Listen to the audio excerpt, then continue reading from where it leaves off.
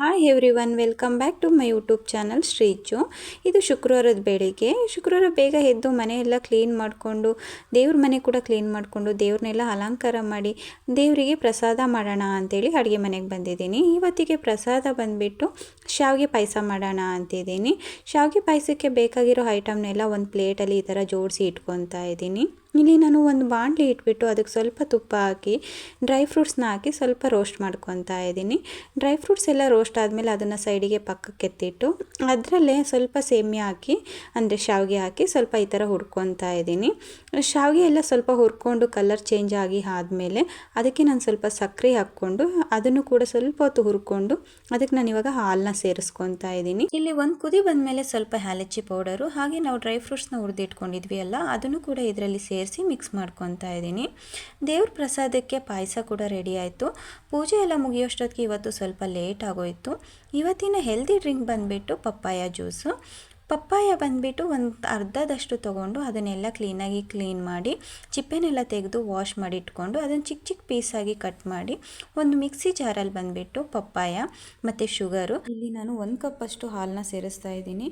ಹಾಲು ಮುಂಚೆನೇ ನಾನು ಫ್ರಿಜ್ಜಲ್ಲಿ ಇಟ್ಟಿರೋದ್ರಿಂದ ಸ್ವಲ್ಪ ಕೂಲಾಗಿತ್ತು. ಸೊ ಕೂಲಾಗಿರೋದ್ರಿಂದ ನಾನು ಇಲ್ಲಿ ಐಸ್ ಕ್ಯೂಬ್ನ ಯೂಸ್ ಮಾಡ್ತಾ ಇಲ್ಲ.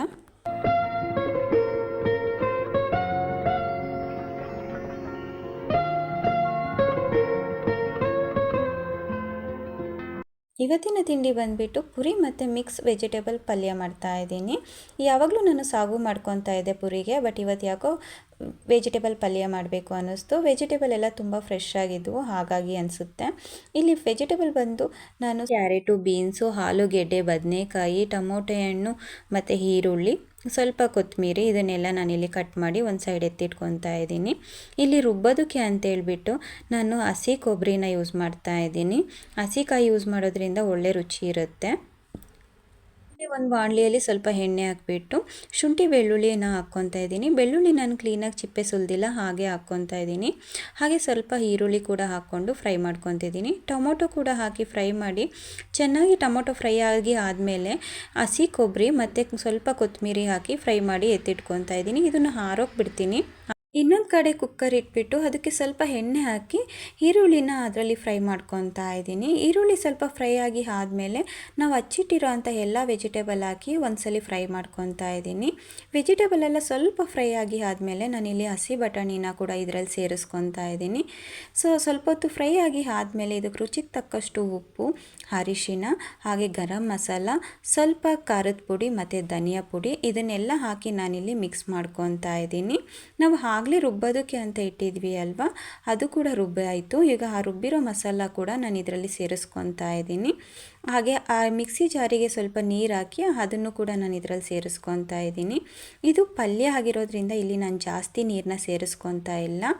ಮಸಾಲೆ ಎಲ್ಲ ಚೆನ್ನಾಗಿ ತರಕಾರಿಗೆ ಹಿಡಿಯೋವರೆಗೂ ನಾವು ಇದನ್ನು ಸ್ವಲ್ಪ ಹೊತ್ತು ಕುಕ್ ಮಾಡ್ಕೊಬೇಕಾಗತ್ತೆ.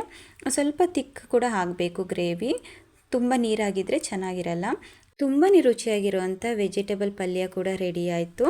ತುಂಬಾ ಚೆನ್ನಾಗಿತ್ತು, ನೋಡೋದಕ್ಕೆ ಕೂಡ ಅಷ್ಟೇ, ಹಾಗೆ ರುಚಿ ಕೂಡ ತುಂಬಾ ಚೆನ್ನಾಗಿತ್ತು.